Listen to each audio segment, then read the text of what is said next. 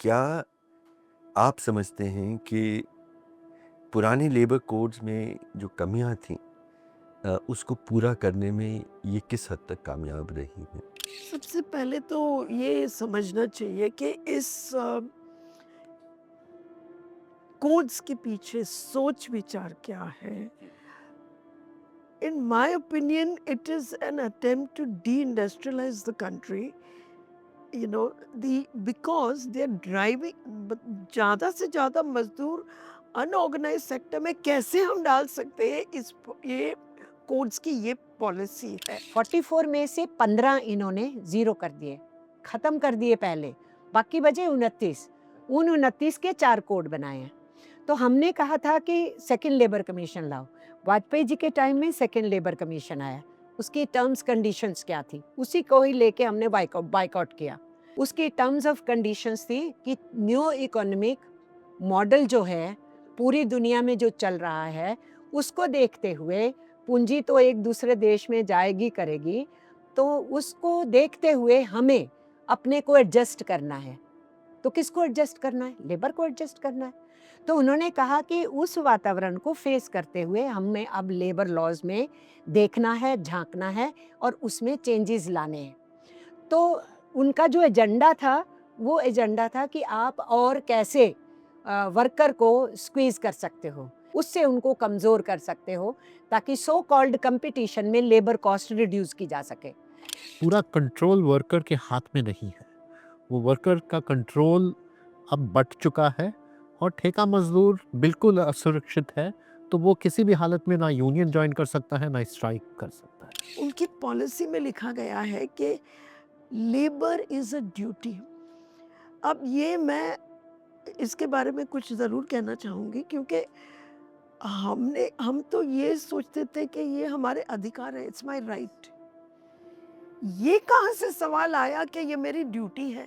मुनाफ़े के लिए तो कैपिटलिस्ट सोसाइटी है, लेकिन मज़दूरों के लिए it is not even a capitalist society, एक प्राचीन समाज की तरफ जा रहे हैं हम, कि नॉट इवन प्राचीन इज़ अनफेयर, प्रिमिटिव सोसाइटी। जिसमें बहुत ज़ोर है कि आप जिस जाति से हो उसके आधार पे आप काम करें।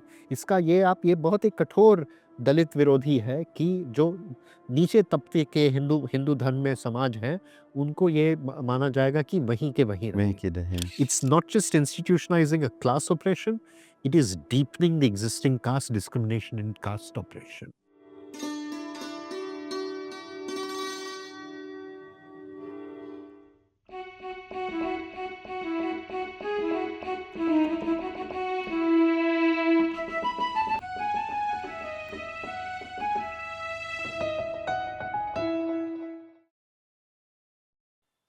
सलाम, नमस्ते, ज़िंदाबाद। मैं हर्षमंदर हूँ।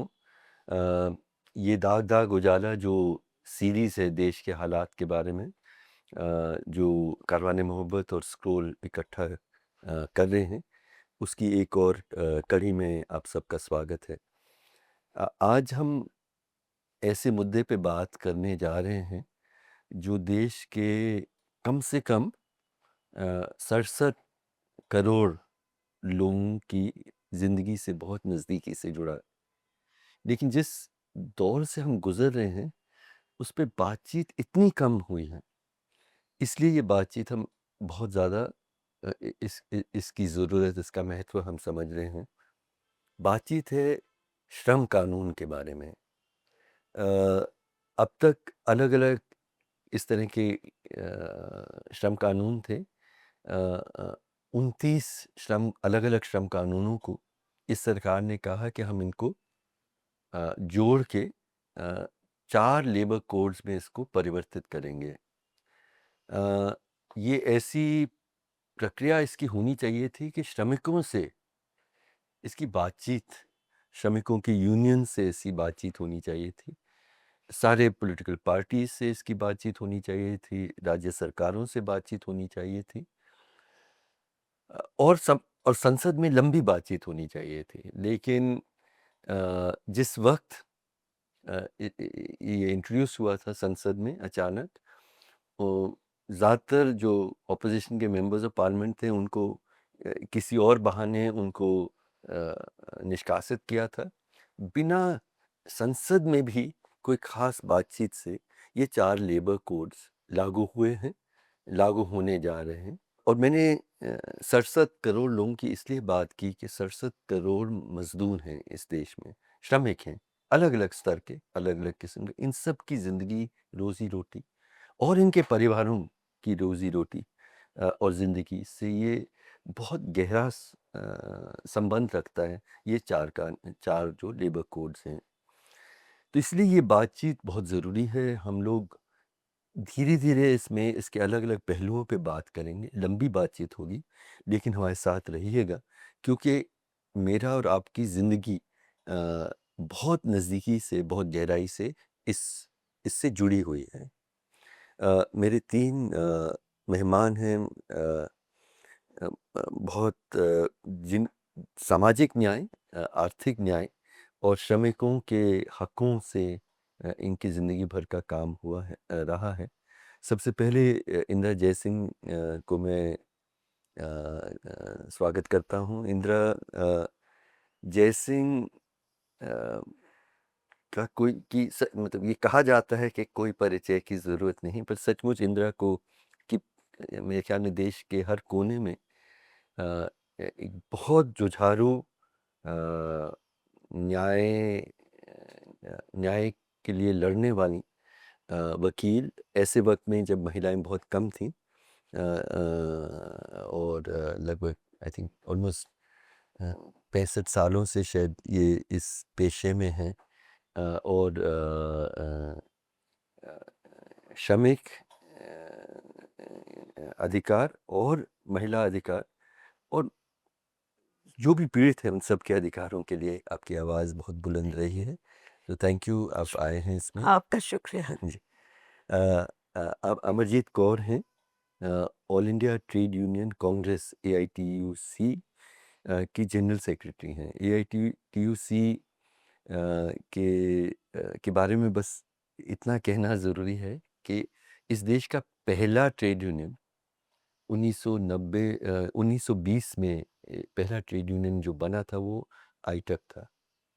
तो उस आईटक की आप जनरल सेक्रेटरी हैं। आभारी हैं कि आप आए हैं इस बातचीत में।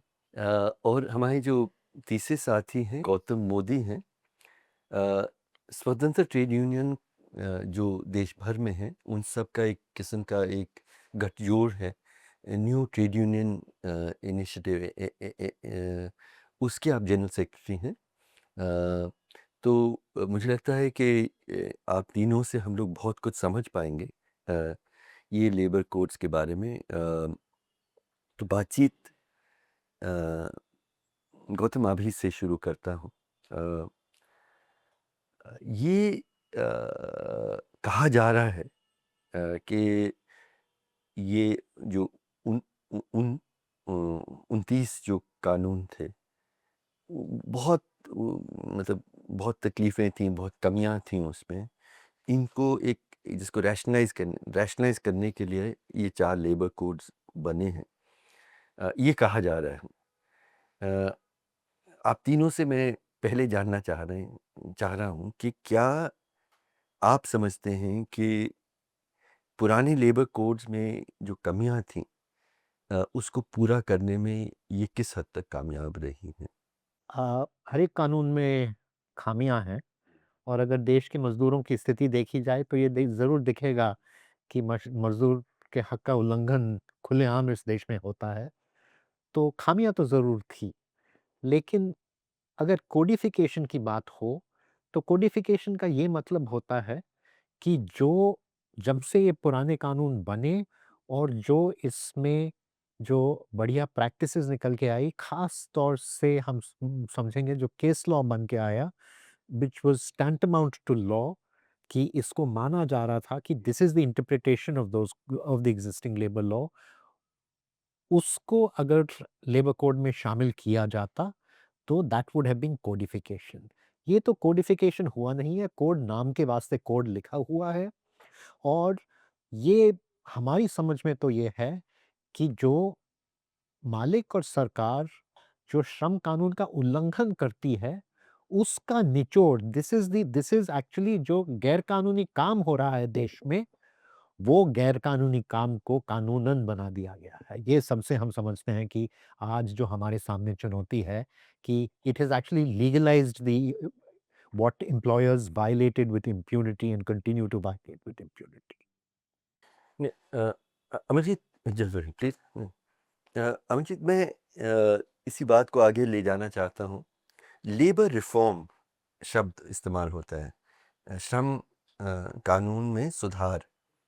बहुत विचित्र है, और जो नौजवान पीढ़ी है वो याद भी नहीं करेगी कि 20वीं शताब्दी का अधिकांश जो हिस्सा रहा उसमें श्रम कानून का सुधार का मतलब ये था कि उनके हकों की रक्षा ज़्यादा मजबूती से करने की प्रयास, जॉब सिक्योरिटी उनकी हो, वर्किंग कंडीशंस बेहतर हों, ट्रेड यूनियन बनाने के को उसको लेबर रिफॉर्म कहा जाता था। बट जो आखिरी दशक है 20वीं शताब्दी का, तब से इसका मतलब ही उल्टा दिया है। लेबर रिफॉर्म मतलब है कि जो संरक्षण मजदूर के हैं उनको कमज़ोर किया जाए, उसको लेबर रिफॉर्म कहा जा रहा है। शब्द दोनों में रिफॉर्म है। तो ये जो लेबर कोड्स हैं, ये किस तरह के रिफॉर्म, मतलब लेबर का पहला जो मतलब है रिफॉर्म का, उसको आगे बढ़ा रहा है, या दूसरी जो मतलब है? देखिए इसमें मैं ये कहूँगी कि जो आपने 20वीं शताब्दी के आखिरी दशक की बात कही है, तो वो न्यू लिबरल इकोनॉमी का वर्ष है। और पूरी दुनिया में जब जिस कॉन्टिनेंट में न्यू लिबरल इकोनॉमी को इंट्रोड्यूस किया गया, उसमें स्ट्रक्चरल एडजस्टमेंट प्रोग्राम्स इंट्रोड्यूस किए गए, जो प्राइवेटाइजेशन का नारा था। और दूसरा उन्होंने कहा कि कंपटीशन बहुत होगा, उस कंपटीशन के हिसाब से आपको लेबर लॉज़ चेंज करने चाहिए। लेबर लॉज़ लेबर के वास्ते रिफ़ॉर्म नहीं करने चाहिए, लेबर लॉज़ एडजस्ट करने चाहिए न्यू लिबरल इकोनॉमी की जो डिमांड है, उसकी पूर्ति करने के लिए। तो ये सिलसिला तब से शुरू हुआ, लेकिन ट्रेड यूनियंस की रेज़िस्टेंस रही, तो वो नहीं ला सके। हम लोग कह रहे थे कि 93-94% लेबर फ़ोर्स प्रोटेक्टेड नहीं है लेबर लॉज़ से। हमारी जो ऑर्गेनाइज्ड लेबर फोर्स है, जो हमारा पब्लिक सेक्टर है, हमारा गवर्नमेंट सेक्टर है, बड़ा प्राइवेट सेक्टर है, उन सब के बीच में जो हमारे लेबर लॉज़ बने हुए हैं, उनके ज़रिए से हम पूरी जॉब सिक्योरिटी की, उनकी वेज नेगोशिएशंस की, उनकी सेफ्टी की, उनकी सोशल सिक्योरिटी की, उनकी पेंशन के सारे मुद्दे हम उठाते हैं। लेकिन जो असंगठित क्षेत्र का मज़दूर है, वो इससे बाहर है। हमारी डिमांड ये थी कि अब इनको भी कवरेज चाहिए। इनको ओवरऑल सोशल सिक्योरिटी दे सको, इनके ऊपर जो मिनिमम वेजेस के कानून हैं, उसके ऊपर नेगोशिएशंस बातचीत ज़्यादा हो, इनकी वर्कप्लेस सेफ्टी के भी मुद्दों को तेज़ किया जाए, इंक्लूसिव बनाया जाए। कानून और जॉब सिक्योरिटी मतलब कि आप हटा नहीं सकते हैं, आप ये हटा नहीं सकते हैं। तो ठेकेदारी प्रथा बढ़ रही है, आउटसोर्सिंग बढ़ रही है, तो उनका आज काम है, कल नहीं होगा। अगर यूनियन बनाने की बात करेंगे, तो अगले ही दिन निकाल दिया जाएगा। तो इस तरीके की जो असुरक्षा थी उस असुरक्षा को दूर किया जाए, ये ट्रेड यूनियंस की डिमांड थी। हम रिफ़ॉर्म्स का विरोध नहीं कर रहे थे, क्योंकि रिफ़ॉर्म्स सचमुच वही था जो अभी हर्षमंदर जी आपने कहा, उसका मायने था कि जो वर्कर्स खटते हैं, काम करते हैं, प्रोडक्शन करते हैं, मैन्युफैक्चरिंग करते हैं, सर्विसेज़ देते हैं, उनके लिए कुछ बेहतर किया जाए। क्योंकि लड़ाई तो 1886 में शुरू हुई काम के घंटे के सीमित करने की, उनको मानव समझो, उनको काम दो और काम का पूरा दाम दो, सुरक्षा दो। ये सारी चीज़ों को करते-करते ही हमारे देश में थोड़े बहुत कानून बनने शुरू हुए थे और अंग्रेज़ों से लड़ के फिर ट्रेड यूनियंस को लीगलाइज़ कराया गया। हमारा जो ट्रेड यूनियन एक्ट है, वो 1926 है। उससे पहले ट्रेड यूनियंस लीगल नहीं थे। हाईटेक जब बनी तो लीगल नहीं थी। तक 1920 में बनी तो लीगल नहीं था वो। 22 में हम लोग माइन्स एक्ट ले लिए सरकार से लड़ के, 23 को हम कंपनसेशन एक्ट ले लिए, लेकिन लीगलाइज़ कब हुए? 1926 में। और उसके बाद से लीगल होने के बाद 100 साल पहले। हाँ, तो रिफ़ॉर्म्स का प्रोसेस फिर तेज़ हुआ। तो आज क्या कहा जा रहा है जो लेबर कोड्स लाए गए हैं, प्रोपेगेंडा मशीनरी गवर्नमेंट की बहुत फ़ास्ट है। बहुत तेजी से प्रोपेगेंडा उन्होंने फेंक रखा है कि वो बहुत मीडिया भला करने वाला है, मीडिया उनके साथ है, मंत्री शंत्री बोल रहे हैं, वो कह रहे हैं हम तो सारे ही मजदूरों का भला करने वाले हैं, हम तो अपॉइंटमेंट लेटर देने वाले। अपॉइंटमेंट लेटर तो पहले भी होता था लेकिन देता कोई नहीं था, संगठित क्षेत्र में देता था, असंगठित में नहीं देता था। ये कह रहे हैं कि हम सबको बोनस देने वाले हैं, बोनस तो एम्प्लॉयर एम्प्लॉय रिलेशनशिप से है, 93% वर्कफोर्स के पास तो एम्प्लॉयर एम्प्लॉय रिलेशनशिप ही नहीं है। ये कह रहे हैं हम सबको ग्रेजुटी देने वाले हैं, तो ग्रेच्युटी की भी लिमिटेशंस हैं, वो ये तो कवर ही नहीं होंगे। ज़्यादातर जो कोड्स बनाए हैं, उसमें लिमिटेशन है, 10 एंड अबव, 20 एंड अबव, और इंडस्ट्रियल स्टैंडिंग ऑर्डर्स में तो 100 को 300 कर दिया। ये थोड़ा-सा एक्सप्लेन कर लीजिएगा। मतलब ये है कि ये कानून तभी लागू होगा जब आपके पास कम से कम 300 मज़दूर हों, और ज़्यादातर जो हमारे छोटे-छोटे हैं, तो उनमें ये श्रम कानून लागू ही नहीं होगा। हाँ। जस्ट उदाहरण के तौर पे पहले फैक्ट्री एक्ट में था कि 10 एंड अबव जिस फैक्ट्री में है वो रजिस्टर करेगी।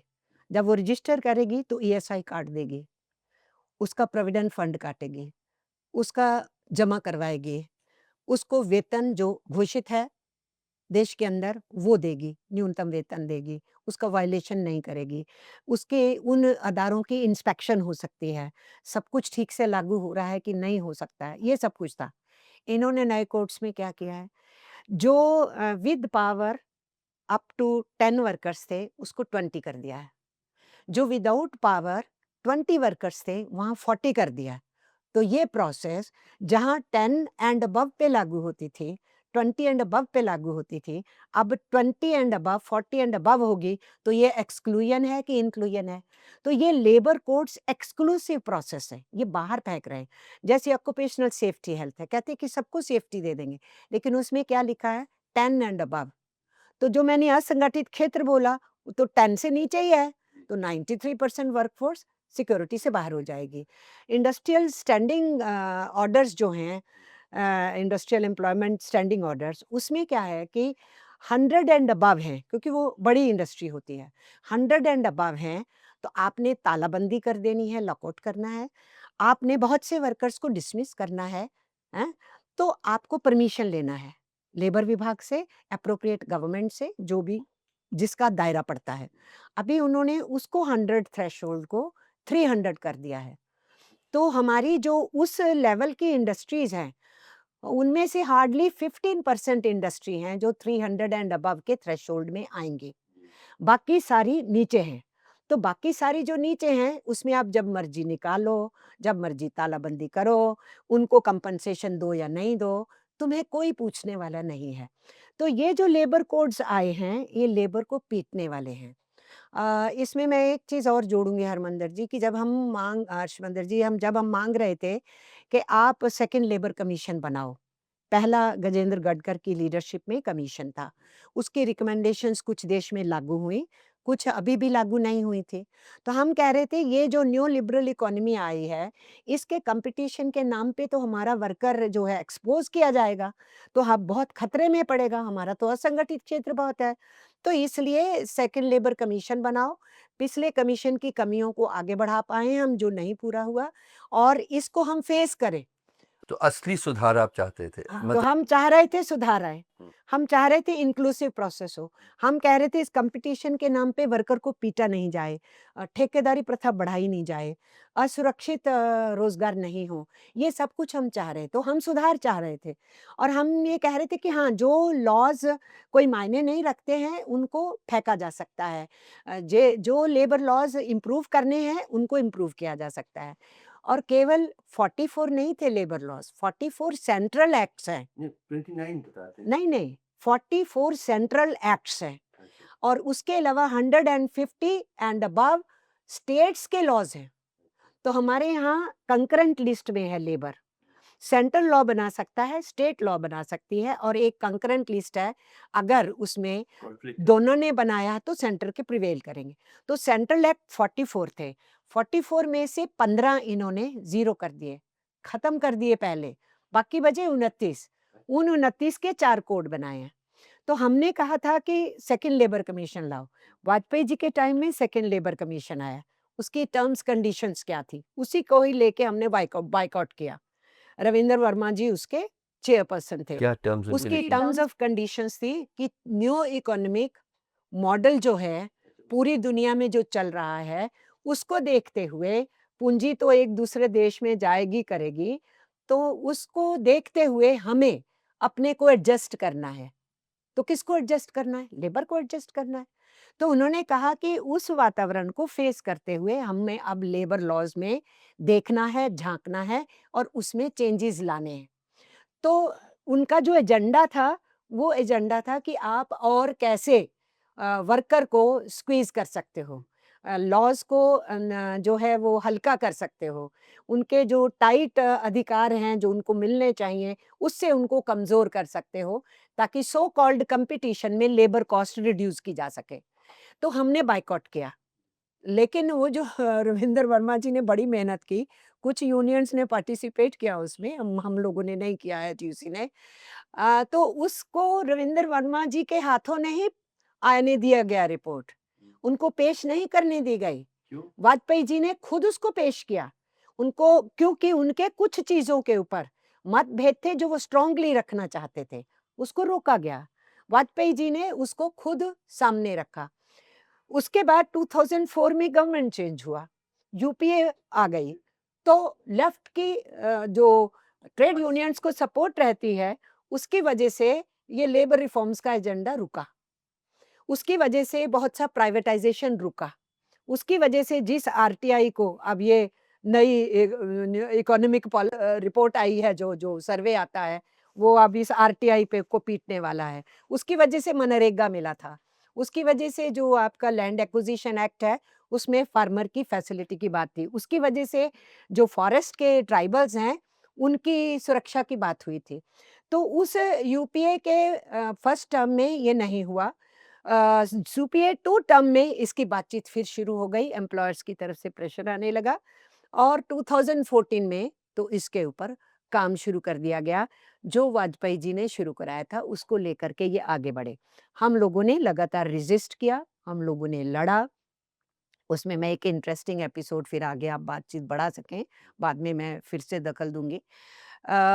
उसमें जो है हमारे यहाँ प्रोसेस है, कोई लेबर लॉ में आपको चेंज करना है या नया लेबर लॉ बनाना है, स्टेक होल्डर से बात करो, यानी ट्रेड यूनियन से बात करो, एम्प्लॉयर से भी बात करो, वो भी तो इफ़ेक्ट होंगे।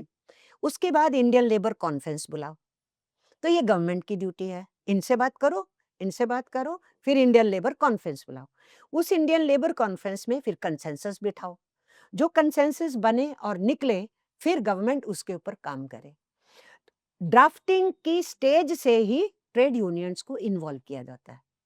इन्होंने किसी स्टेज पे कंसल्टेशंस नहीं की, ट्रेड यूनियंस इन्वॉल्व नहीं की। और जो आपने जिक्र किया कि पार्लियामेंट में बहस नहीं हुई, तो पहला वाला जो लेबर कोड लाए थे, ये कोड ऑन वेजेस लाए थे, उसके ऊपर ट्रेड यूनियंस ने बहुत सी सजेशंस दी, बहुत से एमपीज को मिले और कहा कि ये अगर इंट्रोड्यूस करते हैं, हम इनको कह रहे हैं मत करो, इंडियन लेबर कॉन्फ्रेंस पहले बनाओ, तो लेकिन ये इंट्रोड्यूस कर रहे हैं तो हमारे ये इश्यूज हैं, आप पार्लियामेंट में रेज करो। वो उठे, पार्लियामेंट्री स्टैंडिंग कमेटी को वो कोड गया, वहाँ जितनी हमने सजेशंस दी, सब रद्दी के कूड़े में गई। जो एम्प्लॉयर्स की सजेशंस आई, लगता है कि वो इनकॉर्पोरेट हुई, क्योंकि जो कोड इन्होंने वेब पेज पे डाला था, जो इंट्रोड्यूस किया, उससे भी बदतर था। उसको हम समझ गए। 2015 में इंडियन लेबर कॉन्फ्रेंस हुई थी। इस गवर्नमेंट के टाइम में एक ही इंडियन लेबर कॉन्फ्रेंस हुई, आज तक दोबारा नहीं हुई। 2015 वाली भी तुकी शेड्यूल्ड थी, इनको करनी पड़ी। उस 2015 की उस कॉन्फ्रेंस का मैं आपको जिक्र करती हूँ, तो आप समझेंगे कि ये लेबर कोड क्यों लाए। ये सबसे पहले 4 लॉज में चेंज लाए, राजस्थान गवर्नमेंट की चीफ मिनिस्टर वसुंधरा राजे को इस्तेमाल करके। उन्होंने असेंबली में उनको पास किया। अपने स्टेट की किसी ट्रेड यूनियन से बातचीत नहीं की, any trade union, not even जो उनके साथ चलते हैं बीएमएस के लोग। तो इसके ऊपर स्टेट्स ने हंगामा किया, हम लोगों ने सेंटर में हंगामा किया। हमने कहा कि ये आपने एक असेंबली से पास करके प्रेसिडेंट ऑफ इंडिया के पास भेज दिए, प्रणब मुखर्जी जी प्रेसिडेंट थे, इस पे हस्ताक्षर नहीं होने चाहिए। तो 2015 की वो लेबर कॉन्फ्रेंस थी, अभी उस पे हस्ताक्षर नहीं हुए थे प्रेसिडेंट के। तो गुरुदास दास गुप्ता जनरल सेक्रेटरी थे टक्के, जिस पदवी पे आज मैं बैठी हूँ, उनके काम को आगे बढ़ा रही हूँ। तो उन्होंने खड़े होके कहा कि एक तो आप पब्लिक सेक्टर प्रॉफिट मेकिंग भी बेचने में लगे हुए हो, जवाब चाहिए। दूसरा, आप लेबर लॉज़ के अंदर चेंजेस की बात आपने एक राज्य से करके प्रेसिडेंट ऑफ इंडिया को भिजवाए हैं। लेबर से क्यों नहीं बात कर रहे हो? ट्रेड यूनियन से क्यों नहीं बात कर रहे हो? ये नहीं होना चाहिए। उसके ऊपर जवाब सुन लीजिए। अरुण जेटली जी ने तो ये कह दिया कि प्रॉफिट मेकिंग पब्लिक सेक्टर को नहीं बेचेंगे, तो घाटे वाला कौन खरीदेगा? तो हमें जवाब साफ मिल गया कि they are for privatisation of public sector and public services. Modi ji ने क्या कहा? मोदी जी ने कहा, गुरुदास जी चिंता नहीं कीजिए, आपसे पूछे बिना किसी लेबर लॉ में चेंज नहीं करेंगे। He promised. This was on 17 July 2015 and in 2015 on 14 August he stands at Redford podium. उनका भाषण सुनिए। उसमें उन्होंने एक तरफा जो बोल दिया, मैं 29 नहीं बोला था उन्होंने, मैं 44 लेबर लॉज के 4 कोड बना रहा हूं। So you promise less than 1 month and then you make it. तो उन्होंने 16 से फिर वेब पेज पे डालने शुरू किए। हम लोगों को इन्वॉल्व नहीं किया, ट्रेड यूनियंस को। और ना एम्प्लॉयर से राय जो लेनी हुई ली उन्होंने, कितनी ली नहीं हम उनके लिए नहीं बोल रहे हैं, हम अपनी ट्रेड यूनियन के लिए। तो 2019 में जो कोड ऑन वेजेस किया, तो उन्होंने, इंदिरा जी बैठी हैं यहाँ पर, हैं? आप जानते हैं कि हमारे कॉन्स्टिट्यूशन में लिविंग वेज का कंसेप्ट है। फेयर वेज मांगी थी, लिविंग वेज नहीं मिल रही थी, कमीशन बिठाया था नेहरू जी ने, उसकी रिकमेंडेशन हमारे देश में लागू नहीं हुई, रिपोर्ट आई थी। हमारे पास मिनिमम वेजेस एक्ट है। इसके बारे में अब थोड़ी देर और बातचीत करेंगे। मैं बस इसी को ही खत्म कर रही हूँ। हमारे पास मिनिमम वेजेस एक्ट है। तो कोड ऑन वेजेस जो इंट्रोड्यूस किया गया, उसमें मिनिमम वेज की बात नहीं की। मंत्री जी ने कहा फ्लोर लेवल मिनिमम वेज करेंगे। अब ये कॉन्स्टिट्यूशन में नहीं है, ये लॉ में नहीं है, हमारे यहाँ टोटली ये गैर कानूनी है। इन्ना जी, मैं आप एक व्यापक दृष्टि से इसको देखते हैं। बीजेपी आरएसएस, मैं मानता हूँ जब ये इस दौर के बारे में इसका इतिहास लिखा जाएगा, तो इसके मैं काफ़ी देर से ये देख रहा हूँ कि मैं मानता हूँ कि इस सरकार के 3 दुश्मन हैं देश के अंदर। सबसे पहले तो हैं रिलीजियस माइनॉरिटीज़, मुस्लिम और क्रिश्चियन, ये तो साफ है। दूसरा, वो लोग जो उनके साथ खड़े हैं, उनके हितों के लिए तक, ये दोनों तो दिखते हैं। तो मुझे लगता है कि तीसरी जो शत्रुता है, उनकी दुश्मनी है, वो है श्रमिक के साथ। और बार-बार आप देखें, फ्रॉम डिमोनेटाइजेशन, लॉकडाउन, और ये लेबर कोड्स, हम लोग इसके प्रति जिस तरह का ध्यान हमें देना चाहिए, मुझे लगता है नहीं दे पा रहे हैं। लॉकडाउन का जब उदाहरण देखते हैं कि आपने 4 घंटों के नोटिस में पूरा लॉकडाउन किया और कहा कोई बात नहीं, आपको घर बैठिए, आपको मज़दूरी मिल जाएगी। जैसे अमरजीत जी ने कहा, मैं जब सुन रहा था मैंने कहा यार, ये भूल गए ये प्रधानमंत्री पूरे देश के हैं या नहीं हैं? क्योंकि जब 10 में से 9 मज़दूर का कोई मतलब कोई रेगुलर एम्प्लॉयमेंट ही नहीं है, तो कौन उनको वेजेस देंगे? और उसको लेके मैं सुप्रीम कोर्ट में भी गया था और कहा कि आपको फिर अब मिनिमम वेजेस सबको देना ज़रूरी है। प्रभात पटनायक, ज्योति घोष और मैंने लेख भी लिखा कि ये करना क्यों ज़रूरी है, लेकिन सरकार ने किया नहीं। तो मुझे बार बार दिखता है कि ये this government is anti worker. ये मैं एक स्लोगन के तौर पे नहीं कह रहा हूँ मैं। एम आई राइट? आप इससे सहमत हैं कि नहीं? इस सवाल का जवाब देने के पहले 1-2 मुद्दे जो इन दोनों ने उठाए हैं उसके बारे में मैं कुछ बताना चाहूँगी। आपने बताया कि जो हमारी ट्रेड यूनियंस एक्ट है वो प्री इंडिपेंडेंस एक्ट है। ये जानना बहुत ज़रूरी है। 1926 की एक्ट है। मानती हूँ एआईटीयूसी उससे पहले आया, लेकिन ये भी जानना बहुत ज़रूरी है कि ये ट्रेड यूनियंस एक्ट जो है वो प्री इंडिपेंडेंस एक्ट है। अब तक ये कोड के आने के पहले, मतलब इस महीने से पहले आगे, उसका नाम था ट्रेड यूनियंस एक्ट 1926। तो आप सोचो कि 26 से 25 तक इस कानून को रिपील नहीं किया गया था। 1926 के बाद पहली बार अब इस कानून को रिपील किया गया है। तो इसका महत्व क्या है? इसका महत्व वो कानून का महत्व ही क्या था? कानून के पहले अगर 2 वर्कर्स साथ में मिलके एक दूसरे के साथ फैसला कर लें कि हम तो स्ट्राइक करने वाले हैं, मान लो 2 ही का हम जाएँगे नहीं, उसको criminal conspiracy to break your contract of employment. तो एक बार आपने अगर कॉन्ट्रैक्ट साइन कर लिया कि मैं आपके लिए 8 घंटे काम करने वाली हूँ और आप मुझे इतनी वेज दे दोगे, उस कॉन्ट्रैक्ट को मैं तोड़ नहीं सकती।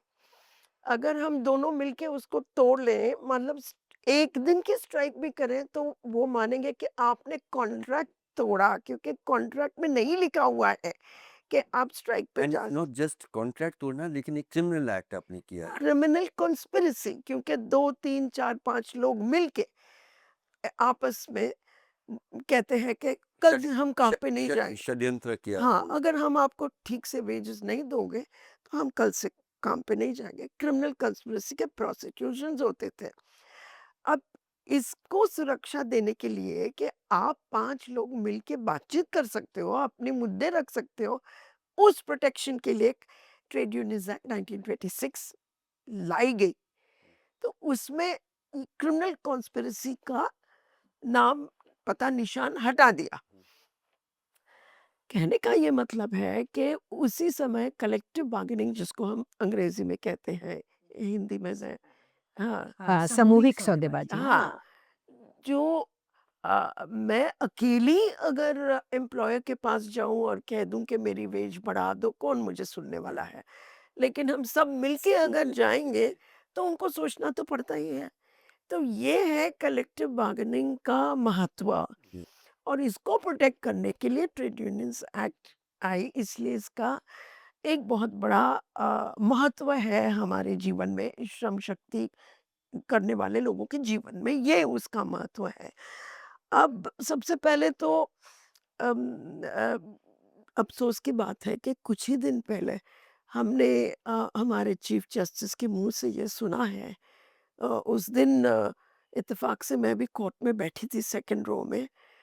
ये चल रहा था कुछ, मेरा जो यूजीसी का केस जो आज चलने वाला था, वो राजू रामचंद्रन अपने डोमेस्टिक वर्कर्स के बारे में, उनके लिए मिनिमम वेज होनी चाहिए, उनके लिए आर्ग्यूमेंट करने के लिए गया। तो अचानक से मैंने सुन लिया चीफ जस्टिस के मुंह से कि ये तो ट्रेड यूनियंस के होने के कारण ही इस देश का बढ़ावा नहीं हो रहा है, आत्मनिर्भर नहीं हो रहे हैं, विकास नहीं हो रहा है। विकसित भारत नहीं बन रहा है ट्रेड यूनियंस के होने के। फैक्ट्रियां बंद हो रही हैं, शायद इससे कारखाने। आपको अपना जवाब मिल जाए कि दुश्मन कौन है। सही है।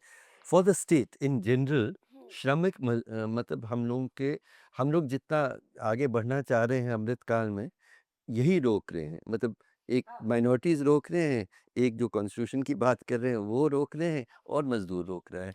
तो और फिर कहते-कहते ये भी उन्होंने कह दिया कि देखो रिक्रूटमेंट एजेंट्स हैं, रिक्रूटमेंट एजेंट्स एम्प्लॉइज़ का इतना फ़ायदा उठाते हैं। तो इन दोनों में जो अंतर है, एक ट्रेड यूनियन क्या चीज़ है और एक रिक्रूटमेंट एजेंट कौन है, इसका अंतर भी कोई नहीं जानते। आप नहीं जानते तो फिर अपने अधिकारों का सवाल आगे कैसे बढ़ाएँगे? जी हमारे ट्रेड यूनियंस रिक्रूटमेंट एजेंट्स नहीं हैं। जी जी। इनको आप वो मिक्स अप कर देते हो। लेबर कॉन्ट्रैक्टर नहीं है। वो बिल्कुल एक अलग एक्सप्लॉइटेटिव प्रोसेस है जी। रिक्रूटमेंट एजेंसी नहीं है, ये रिक्रूटमेंट एजेंट है जो कहीं से पकड़ के, जैसे आपने कहा, आपको लेकर, हमारा मतलब ट्रेड यूनियन का मतलब मैंने आपको समझाया कि हम मिलके अपनी आवाज़ उठा सकते हैं। तो इसका तो स्पष्ट रूप से दिखता है कि तो कुछ तो इस देश में बहुत गलत हो रहा है। दूसरा जो मैंने पढ़ा था, हमने अपने लीफलेट में भी एक आर्टिकल लिखा था कि उनकी पॉलिसी में लिखा गया है कि लेबर इज अ ड्यूटी। अब ये मैं इसके बारे में कुछ ज़रूर कहना चाहूँगी, क्योंकि हम तो ये सोचते थे कि ये हमारे अधिकार है, इट्स माय राइट। ये कहाँ से सवाल आया कि ये मेरी ड्यूटी है? अब य ये एक आइडियोलॉजी जो बन रही है जी।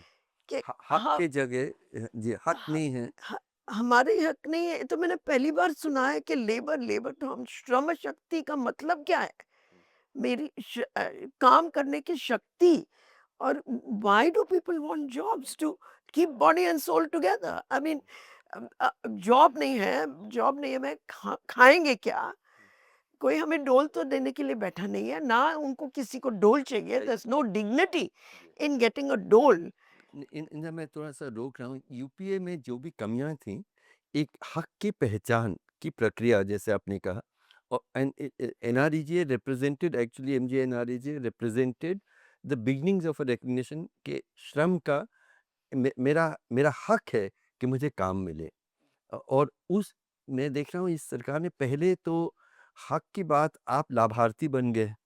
मतलब हम नागरिक से प्रजा बन गए हैं एक तरह से, और ऊपर से हमें कोई दया देती है तो चलिए मिल गया। तो फूड सिक्योरिटी एक्ट से मैं जुड़ा था। अब मैंने कभी कल्पना नहीं की कि 5 किलो अनाज आएगा, उसमें मोदी जी का तस्वीर होगा कि मोदी जी आपके आप पर दया कर रहे हैं। हम तो कह रहे थे ये आपका हक है, सरकार को कम से कम तो ये आपके लिए करना चाहिए। तो मुझे लगता है the right to employment is now. तो आप प्रजा भी बन गए हैं, और आप फिर भी आपका labour is a force duty. तो एक तरह से duty, it's a duty, it is the caste system का ये है बिल्कुल। कि फोर्स लेबर की कल्पना एक तरह से आ रही है। So I find it, I mean it is very worrying, and I think मतलब ये सिर्फ लेबर के बारे में नहीं, आप जहाँ जाओगे तब वहाँ को यही बोला जाएगा कि तुम्हारी ड्यूटी क्या है? तुम्हारी ड्यूटी क्या है? ठीक है, मैं मानती हूँ हमारी ड्यूटीज़ हैं, हम अपनी ड्यूटीज़ भूले नहीं हैं, आप अपनी ड्यूटी भूल गए हो। सरकार की ड्यूटीज़ क्या हैं? उनकी ड्यूटी उनका उनके ये this brings you to the question, what is their duty to protect labour? और उसका क्या हुआ? और ये जो कोड्स हैं वो बिल्कुल, वो तो साफ मुँह पे कहते हैं कि हमने ये कोड्स इसलिए लाए हैं, quote unquote ease of business. ये बिज़नेस, या साफ कहते हैं ना, ease of protection of business. Labour तो बात ही नहीं हुई हाँ, उसमें। तो वो कहाँ गया? वो जो उनकी duty to protect marginalised communities, vulnerable where did that गो?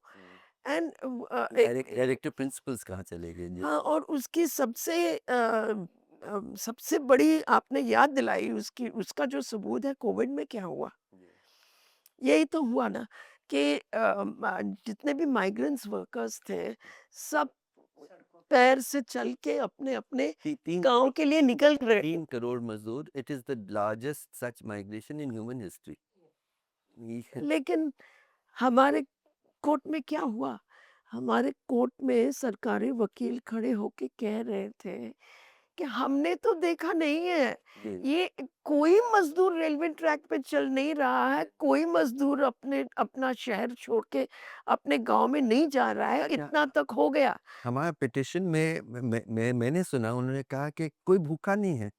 अब मैं रोज़ बेघर लोगों को देख रहा हूँ, जो मतलब हम लोग निकलते थे खाने के लिए और झुंड की झुंड आ जाती थी। ये कोर्ट में कह रहे हैं सरकारी वकील हाँ, कि कोई और भूखा ही नहीं हाँ, है। तो जैसे आपने पिटीशन की बात की, आपको पता है वो पिटीशन भी नाकार हो गया था। या लेकिन उसके बाद हम कुछ वकील थे बॉम्बे में, उस उसमें से मैंने बहुत लीड ली थी, और बॉम्बे के बहुत जाने-माने वकील जो एम्प्लॉयर्स के वकील भी थे, सोच लो आप।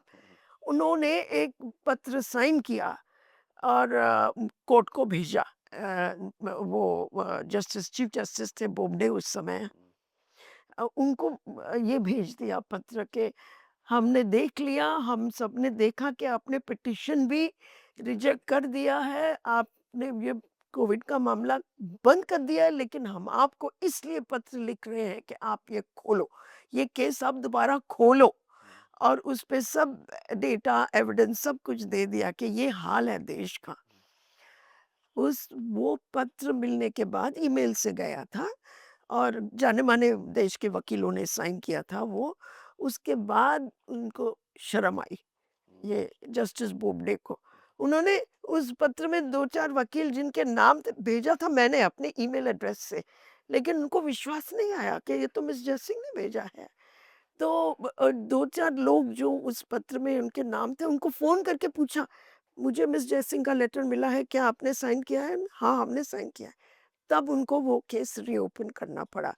तो आपका सवाल का जवाब तो यही है बहुत कि साफ है जी। एक एक तरह की दुश्मनी है, लेकिन एक दूसरा बहुत इम्पोर्टेंट मामला जो आपने उठाया था, वो जो स्टेक होल्डर कंसल्टेशन, जो परंपरा अ, ये भी प्री इंडिपेंडेंस से परंपरा चल रही है कि हाँ, tripartite negotiations.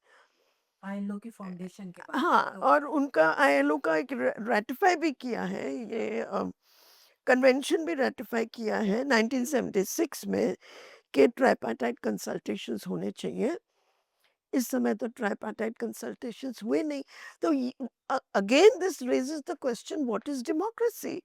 Democracy is consultation and dialogue. और नागरिक हो तो मेरे से आप बात करेंगे, प्रजा में रह गया तो फिर तो आप मेरे से बातचीत आप मैं आपकी दया के लिए ही इंतज़ार करूँगा। बाकी तो आपने बहुत अच्छी तरह से हुँ, समझाया है अभी कि मोटे आपकी मोटे बात बात को से आगे मैं बढ़ाना चाहती हूँ कि इनकी जो ड्राफ्ट लेबर पॉलिसी है, ये अक्टूबर में लाए हैं और नोटिफिकेशन लेबर कोड्स का ये 21 नवंबर को लाए हैं।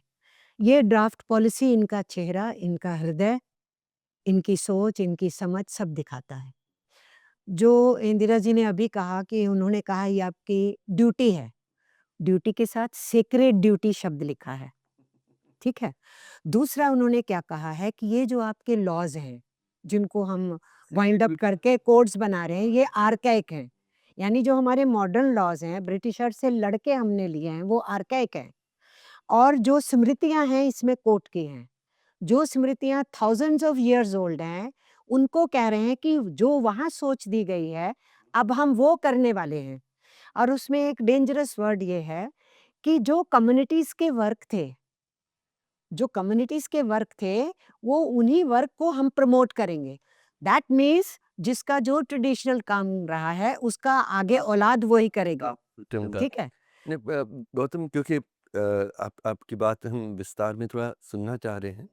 बातचीत लंबी चल रही है, मुझे कोई चिंता नहीं, मुझे लगता है कि इसमें हम जल्दी ना करें। तो अलग-अलग पहलुओं पे मैं आप ही से शुरू करता हूँ। एक पहलू इन कानूनों का है श्रमिक का हक, 3 किस्म के हक। एक के मतलब जब आप रिक्रूट होते हैं तो आपको मतलब एक सुरक्षा होनी चाहिए कि मुझे मतलब मैं कुछ कहूँ मुझे निकाल दें। काम की सुरक्षा, जॉब सिक्योरिटी। एक दूसरा जो मुझे लगता है जो बहुत ज़रूरी है, ये है कि जो वेजेस की बात है कि मुझे सही काम काम भी मिले और काम का सही दाम भी मिले, वो सुरक्षित हो। और तीसरा है कि मुझे एक सुरक्षित वातावरण मिले। सोशल सिक्योरिटी की बात मैं बाद में करता हूँ। उसी से शुरू करके बहुत अ, अजीब-सा माहौल इंदिरा जी ने कहा था, हमारे एक और पिटीशन थी होमलेस लोगों के हकों के बाद। और पिछले चीफ जस्टिस ने कहा कि ऐसे पैरासाइट्स को हम पैसा नहीं देना चाहते। तो मैंने एक ओपन लेटर उनको जवाब में दिया था कि मैं इन बेघर लोग जितनी मेहनत करते हैं अ, रोज़ पेट भरने के लिए, वो कोई पैरासाइट नहीं है, आपके मतलब सबसे निचले स्तर के मज़दूर हैं, उनको पहचानिए, उनको वो सम्मान दीजिए। तो अ अ, 2 और चीज़ें मैं इसी सवाल में जोड़ना चाह रहा हूँ।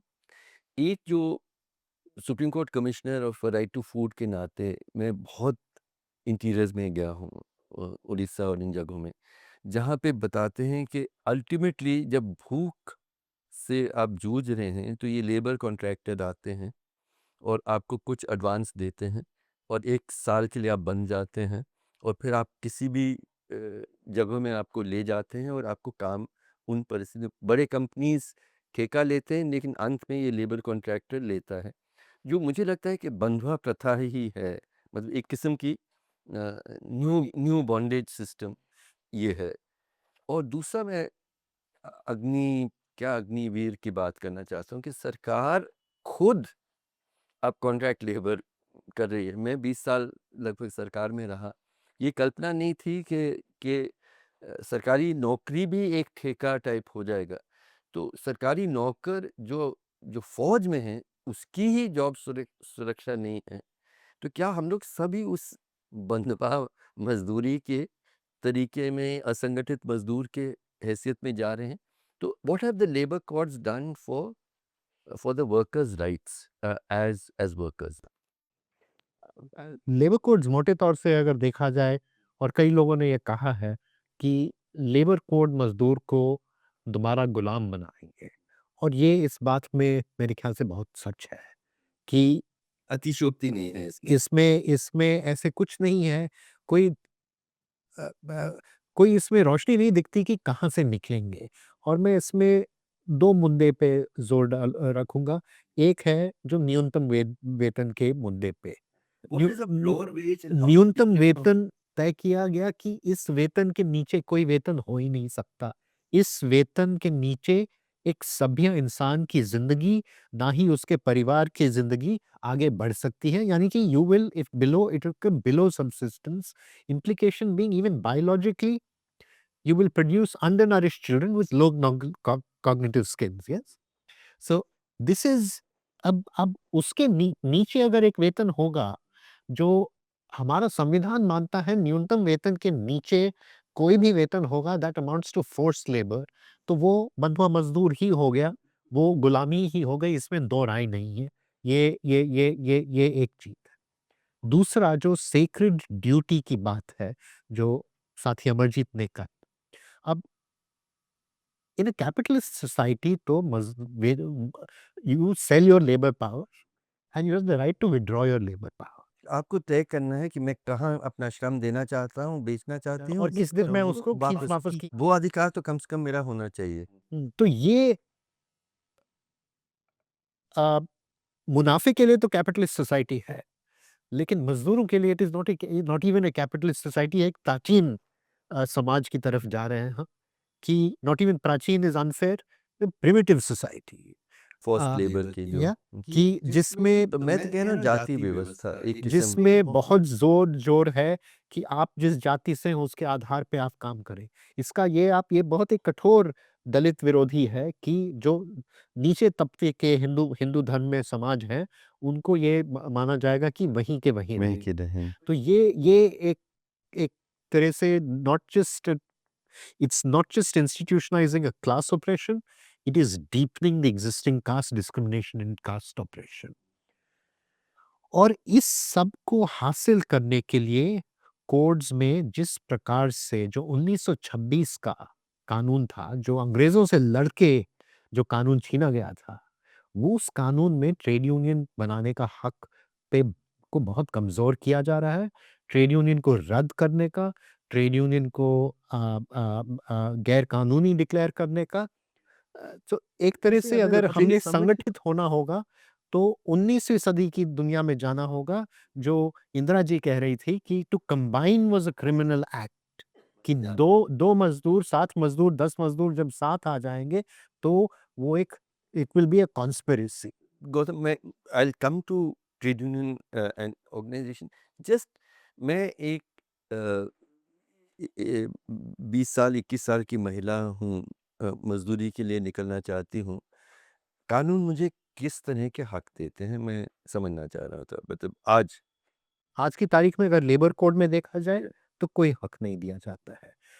अगर कल तक तो कॉन्ट्रैक्ट लेबर एक्ट था, अगर आप ठेका मजदूर पे भी आप लगे तो वहां पे एक लड़ाई लड़ी जा सकती थी कि आपको प्रिंसिपल एम्प्लॉयर है उसका जिम्मेवारी है, उसमें आपको सर्टेन प्रोटेक्शन मिलनी है जो बाकी मजदूरों की व्यवस्था है।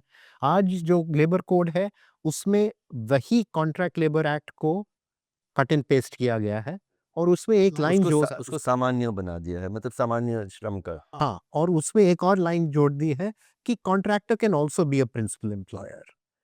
अब 2 तरह के प्रिंसिपल एम्प्लॉयर एक एस्टेब्लिशमेंट नहीं हो सकते। तो ये क्या होगा कि अगर कोई ठेका प्रथा के खिलाफ लड़ेगा तो 2 मालिक यानी कि प्रिंसिपल एम्प्लॉयर और कॉन्ट्रैक्टर वो आपको दोनों के बीच में लड़वा देंगे। एक कहेगा ये मेरा है, ये मेरा नहीं है, दूसरा कहेगा ये भी मेरा नहीं है। आप दसियों साल चलते रहिए और हमारे कोर्ट हमें धकेलते रहेंगे। तो आज भी अगर देखा जाए जो कॉन्ट्रैक्ट लेबर एक्ट में अगर केस जीतना है और उसमें प्रूव करना है, तो जो हमारा अनुभव रहा है, सभी देश के लड़ाकू यूनियन का अनुभव रहा है, 20-25 साल लगते हैं जब से रेफरेंस लेके सुप्रीम कोर्ट तक परमानेंसी जीतने की। तो वो 25 साल भी अब खत्म हो जाएंगे, अब ये नामुमकिन हो जाएगा। अमरजीत तो आज जी की सर तारीख में मैं समझता हूँ कि एक मजदूर वर्ग पूरा टिका हुआ है अपनी सब्र, अब सबसे बड़ी स्ट्रेंथ है वो सब्र है, उसकी सब्र है। और वो सब्र को आज ये पूरी तरह से तोड़ने की है कि आप जो सब्र कर सकते हैं उसको भी हम तोड़ देंगे, हम और अब उसकी सीमा को और आगे उसकी बढ़ाएंगे। सीमा को और आगे कर तो अब डिटेल्स में क्योंकि हम जा रहे हैं, अमरजीत मैं चाहता हूँ, मेरा अनुरोध है कि सिर्फ वेज के सवाल पे, ये जो मिनिमम वेज है, फ्लोर वेज है, ये जो मिनिमम वेज एक्ट के में जितनी सुरक्षा थी, कितनी सुरक्षा थी, और वो किस तरह से उस पे हमला हुआ है इस कोड में। अ, देखिए एक बात तो जो आपने महिलाओं के बारे में पूछा था, वेज के संबंध में मैं उस पे भी कहना चाहती हूँ। एक तो हमारे देश में महिला हर क्षेत्र में नाइट शिफ्ट भी करती थी। फिर आईएलओ का कन्वेंशन आया, उसके बाद इंडिया ने उस कन्वेंशन को रेटिफ़ाई किया और फिर डिसाइड किया कि शॉप एंड एस्टेब्लिशमेंट में, फैक्ट्रीज़ में और माइन्स में, खदानों में, महिला रात में काम नहीं करेंगी। बाकी वो एविएशन में कर रही हैं, वो हेल्थ सेक्टर में कर रही हैं और वो टेलीकम्युनिकेशन में कर रही हैं। अभी इन्होंने उनके लिए इंक्लूडिंग हैज़ार्डस इंडस्ट्री इंट्रोड्यूस कर दिया है। महिलाओं के प्रति इनकी सोच की मैं बात कर रही हूँ। ये महिला शक्ति की बातें करते हैं और डे टाइम में सुरक्षा नहीं दे पा रहे हैं, पर ये नाइट शिफ्ट में उनको वल्नरेबल सिचुएशन में भेजने का निर्णय लिया है। तो अ, वापस दू अब ये नाइट शिफ्ट कर सकेंगे हाँ, महिला। नाइट शिफ्ट का अलाउ कर दिया है और जब बड़े-बड़े एम्प्लॉयर नाइट शिफ्ट पे महिलाओं को रखते हैं, आईटी सेक्टर वाले, वो तो प्रोटेक्शन दे नहीं पा रहे हैं लड़कियों को, जो रात में काम करती हैं, यूरोप के साथ या अमेरिका के साथ जिनकी कंपनियों का लिंक है, जब यहाँ रात है, वहाँ दिन है, तो रात में काम करना पड़ता है। तो इनको कहाँ से देंगे? ये कौन होंगी, इन 3 सेक्टर में जिनको नाइट शिफ्ट ये सारे के सारी लोअर इनकम ग्रुप है। उनके यहाँ व्हीकल्स नहीं है, कारें नहीं है, मोटरसाइकिल नहीं कि छोड़ने जाएँगे उनको रात में। तो ये एक प्रॉब्लम है। I am going to interrupt Amarjeet हाँ। भाई वन मोमेंट।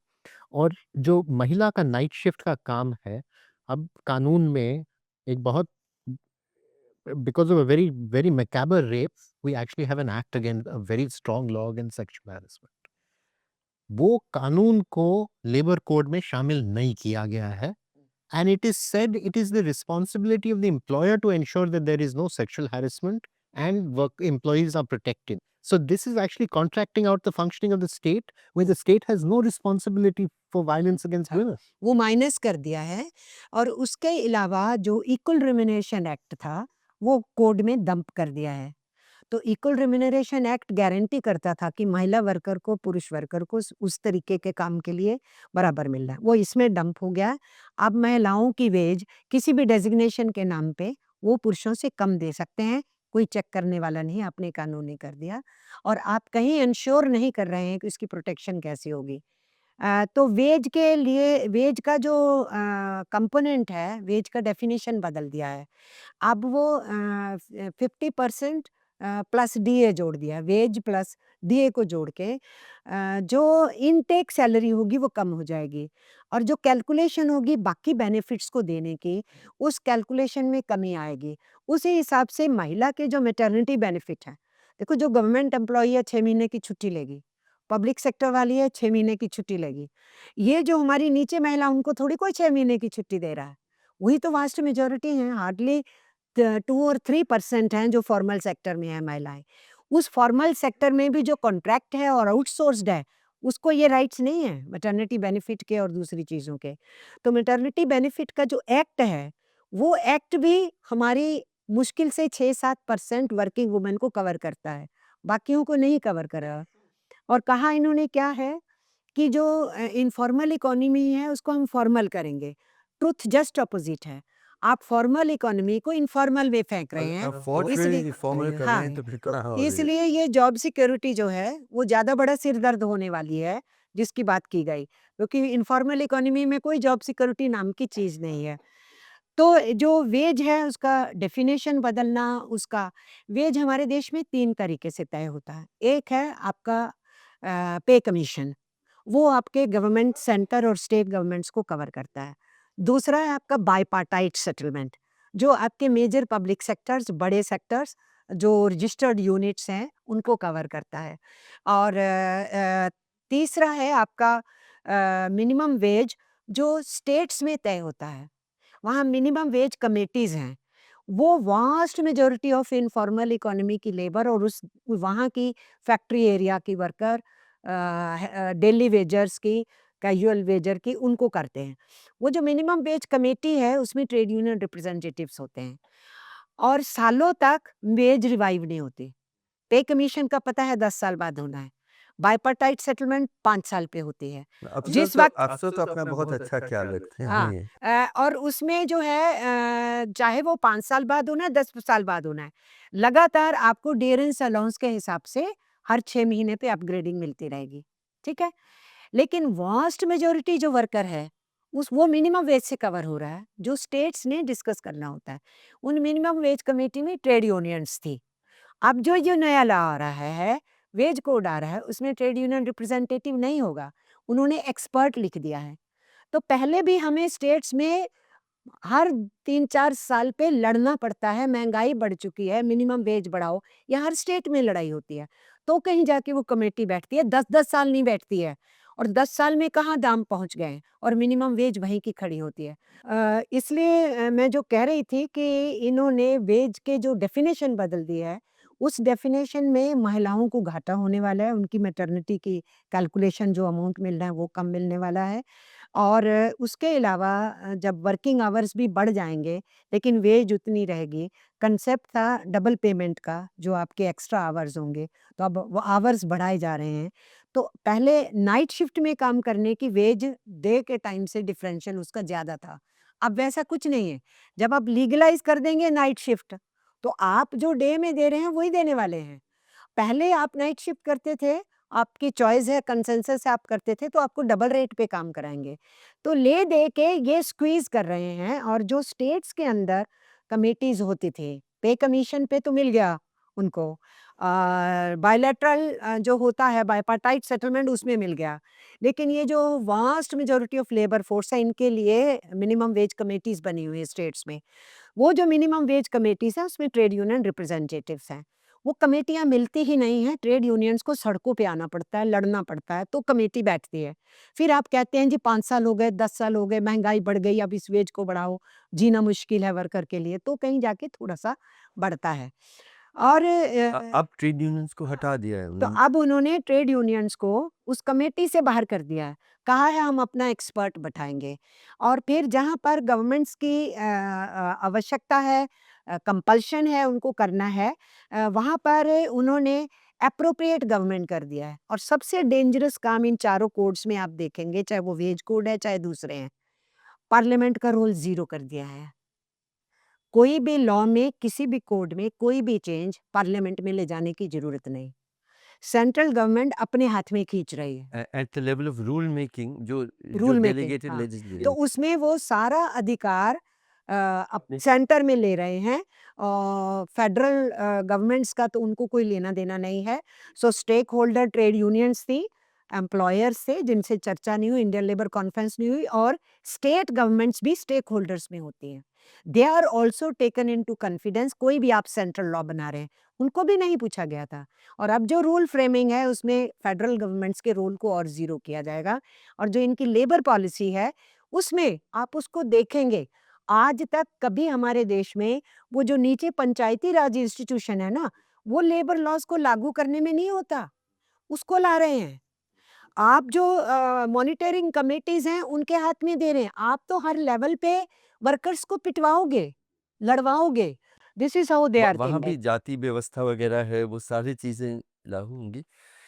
इंदिरा, मैं पेंशन, ग्रेच्युटी और सोशल सिक्योरिटी, इन सवालों पे बहुत कमी पहले थी। मैं जानता हूँ हम लोगों ने भी कोशिश की कि एक स्ट्रॉन्ग सोशल सिक्योरिटी रिस्पॉन्सिबिलिटी हो सरकार के और एम्प्लॉयर की। लेकिन क्योंकि असंगठित मजदूर हैं तो एम्प्लॉयर को पहचान नहीं हो सकती है, तो ये बेसिकली स्टेट की रिस्पॉन्सिबिलिटी हो सकती है, होनी चाहिए। कंट्रीब्यूटरी तो हो नहीं सकती कि आप वो एम्प्लॉयर ही पहचान नहीं है 80-90% मजदूरों का, तो फिर स्टेट को ही करना होगा टैक्स करके। ये सारी प्रक्रियाओं पे हम लोग थोड़ा-थोड़ा आगे बढ़ रहे थे। अब तो मैं सवाल पूछ रहा हूँ कि इस लेबर कोड के बाद सामाजिक सुरक्षा, पेंशन, ग्रेच्युटी इस तरह के सवालों पे क्या असर पड़ा है? शायद अमरजीत आपको बेटर जवाब दे सकेगी, लेकिन सबसे पहले तो ये समझना चाहिए कि इस कोड्स के पीछे सोच विचार क्या है। In my opinion, it is an attempt to deindustrialize the country. You know, because they're driving ज़्यादा से ज़्यादा मज़दूर अनऑर्गेनाइज़ सेक्टर में कैसे हम डाल सकते हैं, ये कोड्स की ये पॉलिसी है। मतलब फॉर्मल सेक्टर और को कम हो जाए। फॉर्मल सेक्टर को श्रिंक कैसे किया जाए? वही आश्चर्य बार-बार मैं कह रहा हूँ कि सरकार खुद ही ठेके में ज़्यादातर काम कर रही है। तो बहुत सीनियर पोजीशन में भी कह रहे हैं कि हम अब ठेके में लाएँगे, किसी को जॉइंट सेक्टर बना बिल्कुल, लेंगे, फैक्ट्री बना लेंगे। बिल्कुल। ये इन चारों codes I think I would say it is how to shrink formal employment. Formal Formal employment, employment. not deindustrialize.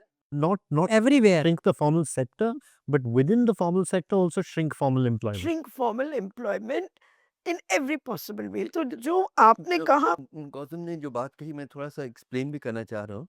आप सेक्टर फॉर्मल हो, जैसे सरकार फॉर्मल सेक्टर है, लेकिन इसमें भी आप जो रोज़गार दे रहे हैं, वो ठेके पे दे रहे हैं, नहीं? हाँ, सिर्फ दे रहे ठेके पे हैं। नहीं दे रहे हैं, इसमें लेकिन आउटसोर्स कर, आप पूरी की पूरी एक्टिविटी आउटसोर्स कर दी आपने। ठेकेदार को दे दी, अब वो जो आप करे सो करे। आपके हमारी सारी यूनिवर्सिटीज़ में सारी गार्डनिंग, इवन मेस का करना, इवन सिक्योरिटी का होना, बहुत सारी चीज़ों को टोटली आउटसोर्स कर दिया गया है। हॉस्पिटल्स वो में तो भी। पहले भी था, हाँ, लेकिन पहले भी था, अब बढ़ा है। it goes a step further। Yes, it goes to the declared policy जो कोड्स में लिखी गई है कि we want to get all our work done from the what's it called, MSC, medium and small scale sector। Okay? सरकार कह रही है कि छोटे हाँ, छोटे उद्योग। उन्होंने लिखा है कि उस सेक्टर का बेनिफिट होना चाहिए। तो दिस इज द, इसलिए मैं आपको कह रही हूँ, it goes beyond gardening and it goes beyond security. Security we knew all along, security को तो हमेशा आउटसोर्स किया गया है। सिक्योरिटी के लिए एक्ट भी है, लेकिन अब उससे भी आगे बढ़ना चाहते हैं। दे declared policy of this government is to drive more and more people into the unorganized sector, okay, which is why which is why of course they've not covered domestic workers, they've not covered agricultural workers, they've not covered home based workers। None of these categories of workers are covered by these codes। ये codes में तो उनके लिए पर कुछ नहीं है। उनकी सुरक्षा फिर कैसे होगी? नो, तो लेकिन वो इसलिए जब आप पेंशन, ग्रेजुएट gratuity, और social security. employee state insurance, health benefits, they apply to organized sectors। ये तो आपने फिर उसका और भी दायरा कम करते जा रहे हैं, ये सिर्फ हाँ, कह रही हूँ। तो जब आप कवरेज कम कर रहे हो तो you are giving these benefits to less and less workers. Okay, you want them out. Hmm. दूसरा आपने बताना चाहिए कि परमानेंट वर्कफोर्स अभी आपके पास नहीं रहेगा, जिसको हम जॉब सिक्योरिटी कहते थे, जिसको हम कहते थे कि एक बार जॉब मिला तो वो हमेशा जॉब मेरा रहेगा जब तक मेरी रिटायरमेंट एज नहीं आएगी, चाहे 60 हो चाहे 65 हो, वो जॉब मेरा जॉब है। वो जमाना चला गया। चला गया। अब वो फिक्स टर्म कॉन्ट्रैक्ट्स साइन कर सकते हैं। देखिए, मीडिया में तो ये था ही था, मतलब जितने भी जर्नलिस्ट हैं उनको सिर्फ एक लेटर मिलता है कि 1 मंथ नोटिस के हिसाब से आपको हम टर्मिनेट कर सकते हैं। अब ये system of contract signing with individuals, collective bargaining कहाँ गया, बायपार्ट अग्रीमेंट्स कहाँ गए? अब आपका और मेरा एम्प्लॉयर एम्प्लॉय का डायरेक्ट कॉन्ट्रैक्ट है। और वो कॉन्ट्रैक्ट 6 महीने के लिए हो सकता है, वो 1 साल के लिए हो सकता है, वो 1 मंथ नोटिस से terminate, job security is gone. कौन तो it makes no sense in my mind to talk about this social welfare benefits. अभी जो आपका सवाल था, तो हम उनको प्रोटेक्ट कैसे कर सकें? तो वो आपको याद होगा, वो जो अनऑर्गेनाइज्ड वर्कर्स सोशल सिक्योरिटी की एक्ट बनी थी, इसीलिए मैंने आपसे बात यही की। यही कानून बना था। और उस कानून का मकसद यही था कि स्कीम्स बनाओ अनऑर्गेनाइज्ड वर्कर्स के लिए, ठीक है? वो स्कीम्स बनी ही नहीं, जी, जी। और वो भी स्पष्ट रूप कर से, दिया है, वो एक्ट भी रिपीट वो एक्ट भी रिपील हो गई। बहुत कमज़ोर एक्ट था, एनईसी में हम लोग कोशिश कर रहे थे कमजोर कि एक्ट था, लेकिन जब फिर कोविड भी आई, कुछ था। जी। नहीं, जब कोविड आया तब हम लोगों ने ये डिमांड किया था, अब इस एक्ट को आप लागू करो, अब अपनी स्कीम्स बनाओ, अब रजिस्ट्रेशन शुरू करो। तो कोविड के टाइम पे थोड़ा-थोड़ा रजिस्ट्रेशन शुरू हुआ था, इस कोविड को फेस करने के लिए। अब वो भी एक्ट, जैसे आपने बताया, रिपील हो गई। तो I don't know how to put it, but that distinction, classical distinction जो था between formal and informal work, that is being destroyed. You know, उसका कोई मकसद ही, उसका कोई मतलब ही नहीं रहा। अब वो हर एक इंसान इनफॉर्मल वर्कर हो गया है, क्योंकि अब you will see the contracts which, कहाँ रहा आपका बायपार्टाइट नेगोशिएशन? इनफैक्ट जो आप फिक्स टर्म कॉन्ट्रैक्ट की बात कह रही हैं, there is no minimum for a fix term no, contract. वो 1 दिन का भी फिक्स एक टर्म दिन के लिए कॉन्ट्रैक्ट भी है। आपको यानी कि employment there they can be an सकते हैं। Employee with 240 daily contracts. तो एक तरह से ये दिहाड़ी मज़दूर को लीगलाइज़ करने का तरीका हो गया कि you can reduce everybody to day labour. और ये जो एमएसएमई का आपने बात किया है ना, एमएसएमईज़ में बहुत सारी एमएसएमईज़ जो अब नाइट शिफ्ट भी ले रही हैं, लेना चाह रही हैं इस कानून के बाद, और पहले थी और महिलाओं को नहीं ले पाते थे। वो उस पे बेस्ड है कि उनको कहाँ से जो कंसाइनमेंट मिला है, ऑर्डर मिला है, कितनी देर का है। अगर 3 महीने का है कि 6 महीने का है कि 4 महीने का है, उतनी देर के लिए ही कॉन्ट्रैक्ट पे रखे क तो इसलिए ये जो झुनझुना इन्होंने दिखाया जिसका 1 साल का हो जाएगा, अब ग्रेच्युटी देंगे, ये तो आप झुनझुना बच्चे को दिखा रहे हैं। ये दे बेच रहे हैं कि हमको 1 साल में 1 साल के बाद ग्रेच्युटी देंगे, आपको 5 साल रुकने की ज़रूरत नहीं है। लेकिन आपको 1 दिन के अंदर निकाल सकते हैं, तो 1 साल की बात कहाँ रही? कौन से एम्प्लॉयर्स 1 साल का ये ऑलमोस्ट एक इंसेंटिव है कि 1 साल से कम का कॉन्ट्रैक्ट लेकिन लीजिए। 1 साल के बाद भी आप दोगे, कितना दोगे? 15 days of flow wage, 15 days of what? वो क्या होगा? What is 15 days of wage for the whole year to give to terminate employment? Go The go gratuity is only when your employment is concluded. In pension क्या इतिहास में चला जाएगा? मतलब pensionable jobs कितने होंगे? क्योंकि सरकार में भी pensionable jobs That is it. The public sector, government jobs, pension schemes, whatever they are there, as long as they are there. But in the private sector, I don't see any of this, you know, uh, making any या progress. हाँ, pension के बारे में मैं ये कहूँगी कि जो जिसको ओल्ड पेंशन स्कीम कहते हैं, जो रिस्टोरेशन की माँग कर रहा है वर्कर आज, जो गवर्नमेंट सेक्टर के अंदर है, वो लड़के ली थी। वो हमें 1970s में मिली है। किसी ने डोल में तो दी नहीं। उसके लिए बड़ी लंबी लड़ाई हुई थी सेंट्रल गवर्नमेंट एम्प्लॉइज़ की, स्टेट गवर्नमेंट एम्प्लॉइज़ की। तो वो मिली थी। उसको वाजपेयी जी के पीरियड में फर्स्ट जनवरी 2004 के बाद जो जॉइन करेगा, उस पे ओपीएस लागू नहीं होगी। वो नॉन कंट्रीब्यूटरी थी। उसके बाद उन्होंने कंट्रीब्यूटरी न्यू पेंशन स्कीम लाए। उसके ऊपर विवाद चलता रहा न्यू पेंशन स्कीम पे। अल्टीमेटली न्यू पेंशन स्कीम हमें नहीं चाहिए, ओपीएस दो। तो कुछ स्टेट्स के अंदर पॉलिटिकल पार्टीज़ ने इलेक्शन के लिए उसको मुद्दा बनाया, उसका बेनिफिट भी मिला उनको। तो पल्स समझ में आई कि लोग न्यू पेंशन स्कीम के खिलाफ हैं। तो ये यूपीएस ले आए। अब ये जो यूपीएस है वो एनपीएस से भी बर्बाद है। यूपीएस का मतलब थोड़ा समझाएं। ये उन्होंने कहा है कि यूनिफाइड पेंशन स्कीम। अब इस यूनिफाइड पेंशन स्कीम तो फिर से कंट्रीब्यूटरी है जैसे न्यू पेंशन स्कीम थी। लेकिन इसके अंदर मतलब कि मजदूर को 50%. 50% देना पड़ेगा। हाँ, तो वो कंट्रीब्यूटरी है, उसने देना है। फिर पहले थे कि आप पेंशनेबल जॉब पे आ गए 1 साल के बाद भी आप जितना दे रहे हैं। आप 10 साल के बाद पेंशन विथड्रॉ कर सकते हैं। अब आप पेंशन विड्रॉ करेंगे अपनी रिटायरमेंट के बाद, आप देते रहो, लेकिन आपको मिलनी तब शुरू होगी। तब तक आप जिंदा हैं या नहीं, वो पैसा मिलने का है नहीं मालूम नहीं। और एक तो ये हुआ, पैसे का मूल्य क्या रहेगा उस अब वक्त? क्या मूल्य क्या रहेगा। दूसरा इन्होंने क्या किया कि जो हमारी प्रोविडेंट फंड पे बेस्ड पेंशन थी, उसको ईपीएस 95 बोलते हैं। तो वो प्रोविडेंट फंड के ऊपर जो बेस्ड है, वो लड़े वो बहुत कम थी। वो 1000 रुपये जो है वो अनाउंस हुई। वो तय डिसीजन लिया मनमोहन सिंह जी की सरकार ने, ट्रेड यूनियन की 2 दिन की हड़ताल के बाद। लेकिन उसके बाद वो नोटिफ़ाई नहीं कर पाए थे, नोटिफ़ाई नरेंद्र मोदी के टाइम पे हुआ। वो 1000 नोटिफ़ाई इन्होंने किया। वो पैसा किसका है? सरकार का नहीं है, वर्कर का पैसा है। उसने जमा किया हुआ है। उस पे तुम 1000 रुपए दे रहे हो, वो भी 1000 नहीं 500-800 रुपए मिल रहा है। तो एक आदमी जो इतने बरसों नौकरी किया, उसको कह रही हो 500-800 रुपए तू जिंदा रह ले। उस पे हम लोगों ने, एक सुप्रीम कोर्ट ने अच्छा पॉजिटिव डिसीजन दिया। इस गवर्नमेंट ने उसको मानने से रिफ्यूज कर दिया। हम लोगों की उसमें मांग है कि आप मिनिमम 9000 प्लस डीए के साथ अटैच्ड उनको दीजिए। आपका पैसा नहीं है जनाब। कोर्ट का फैसला क्या? They are not. कोर्ट ने तो फैसला जो दिया कि ये कमती है और इसको बढ़ाना चाहिए, इसको फिर से वर्कआउट करना चाहिए, ये उनका डिसीजन था। गवर्नमेंट सेड कि वो कोई वर्कआउट नहीं करेगी। तो ईपीएस 95 में कवर्ड है 60 लाख वर्कर, जिसका पैसा पड़ा हुआ है, 60 लाख से भी ज़्यादा है। तो वो उन्हीं का पैसा उनको देने में तैयार नहीं है। तैयार नहीं है।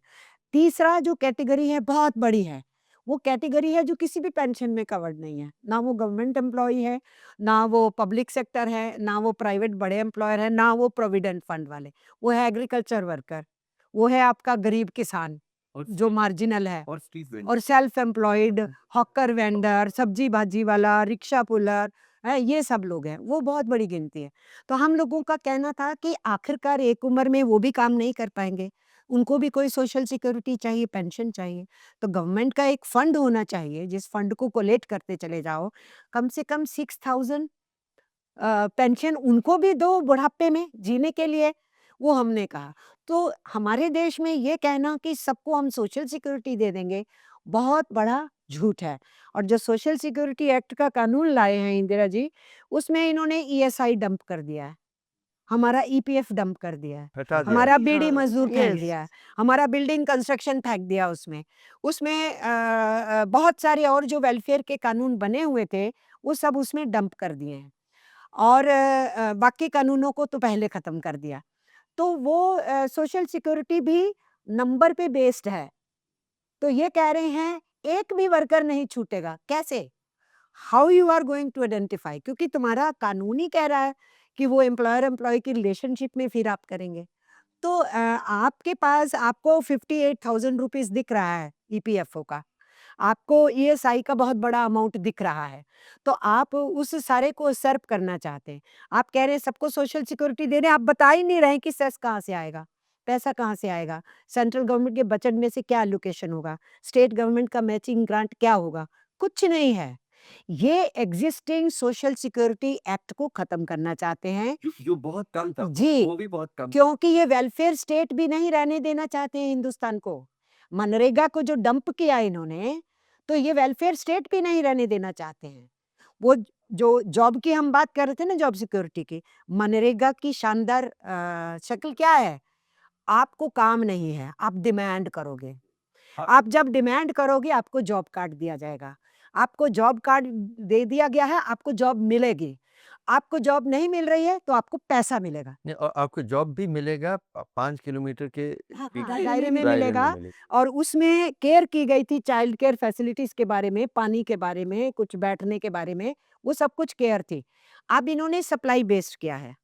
सरकार तय करेगी कहाँ मनरेगा का पैसा देना, डिमांड बेस खत्म हो गया है। केंद्र सरकार। केंद्र सरकार तय करेगी। वो डिसाइड करेगी कि बीजेपी रूल्ड स्टेट में देना है कि नॉन बीजेपी रूल्ड स्टेट में देना। तो ये वेलफेयर स्टेट के कंसेप्ट को भी डंप कर रहे हैं। सारी वेलफेयर स्कीम्स को एक-एक करके ये वाइंड अप करेंगे और जवाबदेही देना नहीं चाहेंगे, इसलिए आरटीआई एक्ट को खत्म करेंगे। और वो करेंगे जो बिहार में किया, जो महाराष्ट्र में किया था, जो दिल्ली में किया था, कि केवल जब इलेक्शन आएगी तब वेलफेयर तो के नाम पे पैसा और वोट प्रजा को थोड़ा सा पैसा दे दे के आप जो कह रहे हैं कि सोशल सिक्योरिटी को डिस्ट्रॉय करने की कोशिश चल रही है या हो गई है, इसका इसका रिप्लेसमेंट क्या है? इसका रिप्लेसमेंट है कि हम आपको इलेक्शन के टाइम पे डोल देंगे, ठीक है ना? तो जिसको कहते हैं फ्रीबीज़, ठीक है? और वो सवाल वही है रेबड़ी हाँ, रेवड़ी और वो सवाल वही है कि आपके कोई अधिकार तो कुछ है ही नहीं, आपकी सिर्फ ड्यूटी ड्यूटी है। ये जो जिसको हम डिस्क्राइब करेंगे माँ-बाप कल्चर, जो हम आपके माँ-बाप हैं और हम आपको जैसे बेटी बहना, ठीक है? लेकिन मैं अगर कहती हूँ मैं ना आपकी बेटी हूँ, ना मैं आपकी बहन हूँ, मैं मज़दूर हूँ, तो वो उसके लिए तो मुझे सोशल सिक्योरिटी चाहिए ना, वो ख़त्म करके मुझे बेटी बहना बना दिया। ओके अ, गौतम हम बहुत ज़रूरी एक एक सवाल और मैं जोड़ना चाह रहा हूँ। अभी तो हम लंबा खींच सकते हैं। ये है ट्रेड यूनियन व्यवस्था। मतलब इसमें काफ़ी वक़्त-वक़्त पे बात हुई है जो इंदिरा जी ने कहा कि अंग्रेज़ों के वक़्त में जब कानून नहीं था, तो 2 मज़दूर बैठ के ये कि तय करें कि हमें बेहतर व्यवस्था चाहिए काम में, वो एक कानूनी अपराध था। वहाँ से हम लोग कहीं ट्रेड यूनियन व्यवस्था में पहुँचे। मैं 1990s के बाद एक और बदलाव देखता हूँ कि जो बड़े फैक्ट्री फ्लोर्स थे, वो ख़त्म से होते जा रहे हैं।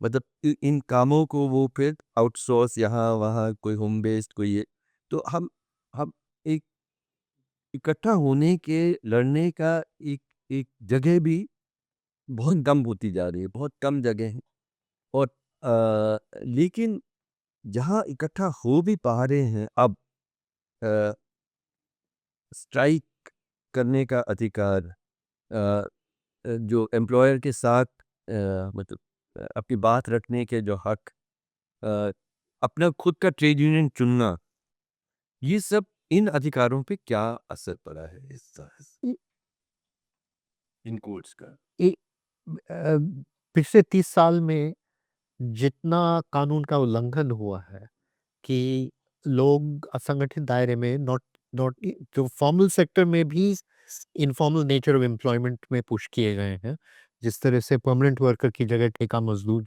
रखा गया है, तो वहाँ ऐसी स्थिति में एक पूरा कंट्रोल वर्कर के हाथ में नहीं है। वो वर्कर का कंट्रोल अब बँट चुका है और ठेका मज़दूर बिल्कुल असुरक्षित है, तो वो किसी भी हालत में ना यूनियन जॉइन कर सकता है, ना स्ट्राइक कर सकता है।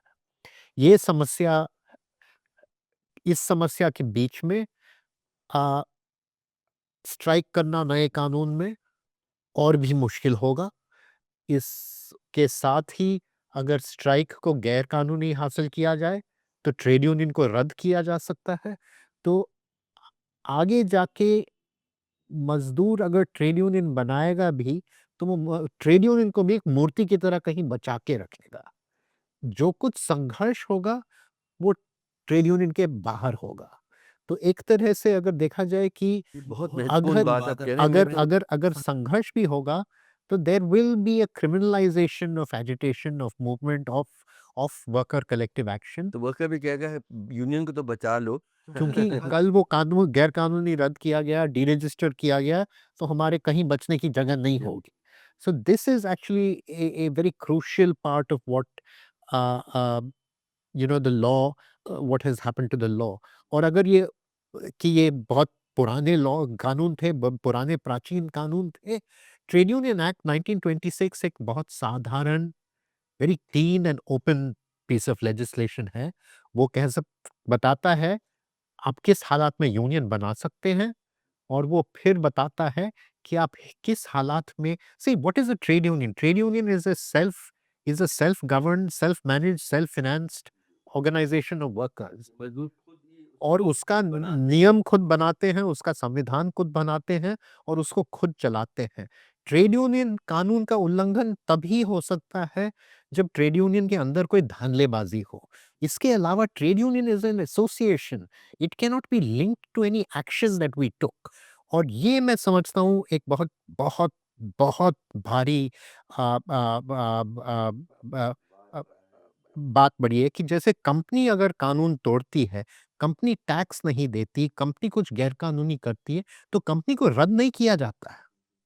लेकिन ट्रेड यूनियन आज के कानून में अगर कुछ करेगा जो कानूनन रद्द किया गलत बताया जाएगा, तो trade union can be D registered. Now this is a very this is requires a whole discussion by itself, but it's a perfect case of inequality in law कि कंपनी जो एक इंसान भी नहीं है, but it's a figment of capitalist imagination as an independent entity, कि that has today more rights under the Indian constitution, a right to exist, than a trade union itself. Forget about labor law, forget about everything else, that you can completely criminalize all working class activity because you do not want to tolerate any kind of collective action. मैं इसमें add करना चाहती हूँ। इन्होंने लगातार boast भी कर रहे हैं कि हमने एम्प्लॉयर्स के ऊपर जो कानून लगते थे, अपराध लगते थे, हमने डिक्रिमिनलाइज़ कर लिया। ये स्टेटमेंट पार्लियामेंट में भी आए, कोड रखते हुए भी आए, हर बजट के टाइम पे भी आई कि हम इतने लॉज़ और डिक्रिमिनलाइज़ कर रहे हैं। किन के लिए कर रहे हैं? एम्प्लॉयर्स के लिए कर रहे हैं। उनकी जो डर था, केस का डर था, जेल जाने का, वो सब रिमूव कर दिया है और उनको थोड़ा-सा कैश पनिशमेंट देके छोड़ा जा सकता है। तो तुम 7 साल, 8 साल कानून को तोड़ते रहो, जब पकड़े जाओ तो थोड़ा-सा कैश देके, फाइन देके छूट जाओ। तो उनको हल्लाशेरी दे दी है इन्होंने पूरी और ट्रेड यूनियंस को उन्होंने कह दिया है कि अब एम्प्लॉयर तय करेगा कि नेगोशिएटिंग यूनियन कौन-सी होगी। अगर 50% एंड अबव मेंबरशिप है तो आप रिकॉग्नाइज्ड हो फॉर द पर्पस। पहले क्या था कि आपके 15% है कि 20% है कि 40% है, मल्टी यूनियंस हैं, तो डेमोक्रेसी है। हाँ, वो एक सबको बुलाना पड़ता था मालिक को, वो तय था कि नेगोशिएटिंग काउंसिल कौन-सी होगी। उसमें सारी ट्रेड यूनियंस पार्टिसिपेट कर पाती थी जिनकी वहाँ मौजूदगी रहती थी। अब उसको इन्होंने ख़त्म कर दिया है। इसका मतलब 50% जिसकी है, आप बात करोगे बाकी 50% वर्कर्स को कोई रिप्रेज़ेंट नहीं करेगा, उससे आपको कोई मतलब नहीं है। ये इन्होंने कर दिया है। उसके साथ-साथ रजिस्ट्रेशन काफ़ी मुश्किल कर दी है। इन्होंने कह दिया है कि पहले तो था 7 हैं, 10 हैं, तो इकट्ठे हुए और यूनियन बना ली। अब ये कह रहे हैं कि नहीं, आपके 10% उसमें से मेंबर होने चाहिए या 100 मिनिमम होने चाहिए, तो ही आप रजिस्ट्रेशन के लिए एप्लीकेशन दे सकते हो। भई हाँ, नहीं रहे तो फिर हाँ, 4 बंदे इकट्ठे होके राजनीतिक पार्टी बना सकते हैं। लेकिन मज़दूरों को आप कह रहे हो कि आप नहीं कलेक्टिव हो सकते, हैं? जबकि ट्रेड यूनियनिज़्म इज़ ए कलेक्टिव जिसको जो शुरू में ही इंदिरा जी ने पॉइंट रखा। तो वो ट्रेड यूनियंस का बनना मुश्किल कर रहे हैं, उसकी डी-रजिस्ट्रेशन बहुत आसान कर रहे हैं, रजिस्ट्रार के पावर्स इतने बढ़ा दिए हैं कि रजिस्ट्रार को अगर रात को सोया और सुबह लगा कि इस यूनियन का मुझे लगता है कि अब इनकी 10% मेंबरशिप वहाँ नहीं रही, तो दे कैन बी डी-रजिस्टर। एक बार आप डी-रजिस्टर हो गए तो आप हाथ-पैर मारते रहो, तो आपका वो नहीं होगा। डी-रिकॉग्निशन भी आसान, डी-रजिस्ट्रेशन भी आसान, यूनियनाइज़ेशन इटसेल्फ डिफ़िकल्ट। फिर एक प्रावधान था कि जो असंगठित क्षेत्र है, ये छोटी फैक्ट्री का मज़दूर है, एमएसएमईज़ का है, तो ट्रेड यूनियन उनके लिए बहुत बूँद की तरह साबित होती थी। क्योंकि उनको पता नहीं है लॉज़ क्या है, तो वो अपने ऑफ़िस बेयरर्स में ट्रेड यूनियन के जो लीडर्स हैं, जिसके साथ वो एफ़िलिएटेड हैं, उनके 1-2 पदाधिकारी रखते थे, ताकि वो उनको गाइड कर सकें, नेगोशिएशन कर सकें, लॉ समझा सकें, वो सब कुछ उनको बता सकें, लड़ना सिखा सकें, हैं? कहाँ अब रुकना है, कब हड़ताल करनी, कब नहीं। और लड़ते उन समय हाँ, हाथ हाँ, हाथ हाथ में हाँ, हाथ मिलाते। उनको आउटसाइडर्स कह के वो थे, अलाउड था लॉ में, ट्रेड यूनियन एक्ट में अलाउड था, उनको बाहर फेंक दिया। तो हर And तरीके to add से to this, हाँ, company at company's expense can hire an expensive lawyer हाँ, to fight workers, हाँ, but worker cannot bring somebody to assist them in the union yes, as part of for their negotiation. inequality. हाँ, Right down to individual victimization today, companies bring lawyers and they don't even allow a fellow worker to sit with to assist the worker, which is part of this required under victimization law. It's the gold standard across the world. It's part of ILO conventions, and companies resist this while they bring a paid outside lawyer to बड़ी company हाँ. Not only that, ये सारे labour codes इस codes के ज़रिए ख़त्म कर रहे हैं। जो हमारे प्रोसीजर्स है ना, आप रीजनल कमिश्नर के पास जाएँगे, आप डिस्ट्रिक्ट लेबर कमिश्नर के पास जाएँगे, अपनी शिकायत लेके जाएँगे, वहाँ आपकी कंसिलिएशन फेल हो जाएगी, फिर आपको लेबर कोर्ट्स भेजा जाएगा। उस सारी चीज़ में इस इनफॉर्मल इकोनॉमी का वर्कर और छोटी फैक्ट्री के वर्कर को यूनियन लड़ पाती थी, बचा पाती थी, कहीं सिरे तक पहुँचाती थी। अब इन्होंने कह दिया ये सब खत्म, 6 करोड़ के करीब तो कोर्ट्स हैं हमारे देश में। उनकी वर्कफ़ोर्स है जो उन कोर्ट्स को चलाने की। पर वहाँ ऑलमोस्ट 50% वैकेंसीज़ पड़ी हुई थी।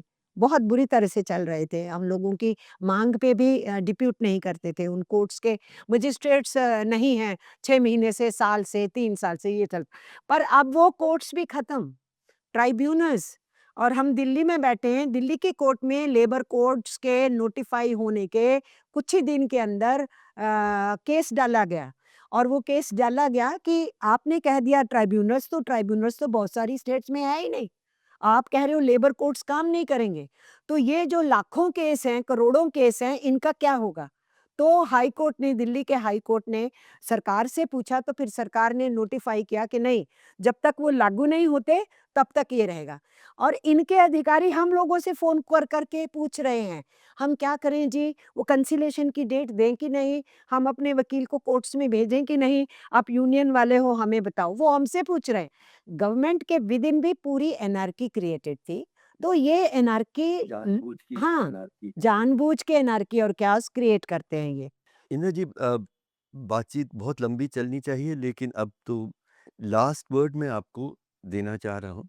मैं 2-1 सवाल के साथ, and anything else that you want to add. एक के जो बहाना या इसके लिए ये सारे जो लेबर रिफॉर्म, इस नए किस्म के लेबर रिफॉर्म कि लेबर की सुरक्षा को आप ख़त्म करें, उसका सबसे बड़ा जो वो उसका कारण बताते हैं, इससे हम विकसित होंगे, इससे अर्थव्यवस्था विकसित होगी।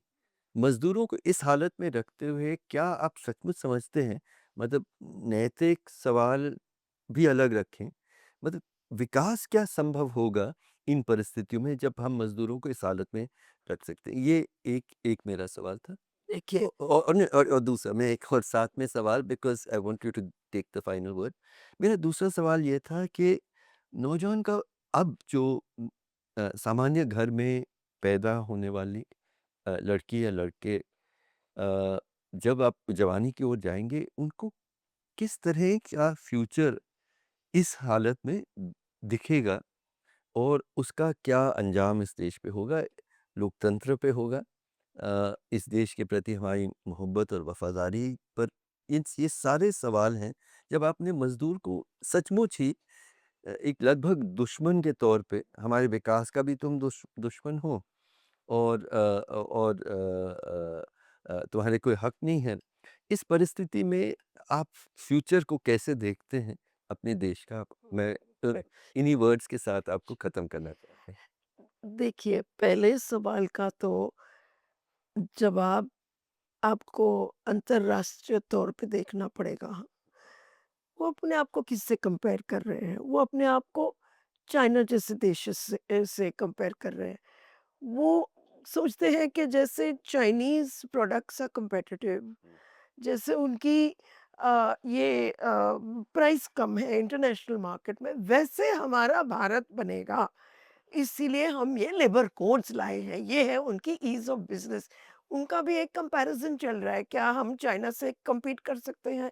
इस पूरी अंतर्राष्ट्रीय कॉम्पिटिशन के बारे में बात चल रही है यहाँ। तो इसका जवाब तो यही है, ठीक है, Chinese products definitely are cheaper all over the world, पर वो लेबर को एक्सप्लॉइट करने से वो उनकी कंपैरेटिव एडवांटेज मिली कैसे? By exploiting labour. तो वो वहाँ से सीख रहे हैं। नहीं, पर एक चीज़ है कि फिर भी एक्सप्लॉइटेड लेबर ज़रूर हो सकता है, लेकिन कम से कम आपने उनको शिक्षा दी।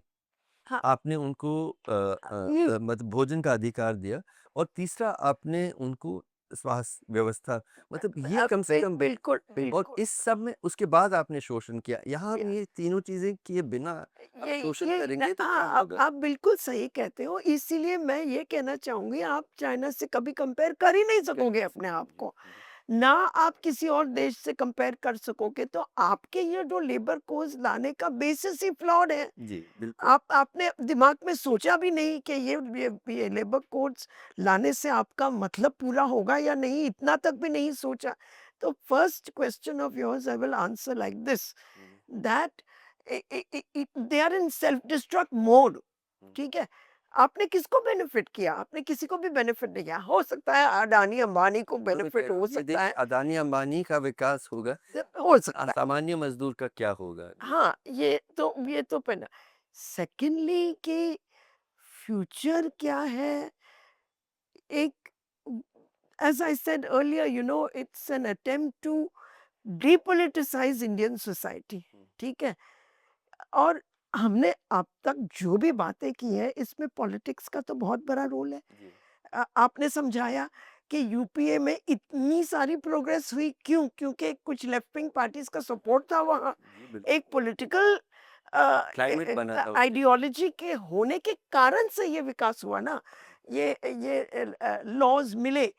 तो अब उसकी ऑपोज़िट पॉलिटिक्स का असर हम देखते हैं इन लेबर कोड्स में। जी। और future is bleak, meaning for working class.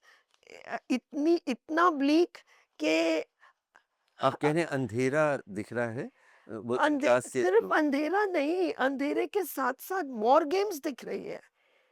अंधेरा तो दिख ही रहा है। एक दुश्मनी दिख रही है आप कह रहे हैं कि नहीं, वो तो दिख अंधेरा तो दिख ही रहा है, लेकिन अंधेरे में क्या दिख रहा है? अंधेरे में वॉर दिख रहा है। तो व्हाट इज ऑपरेशन सिंदूर?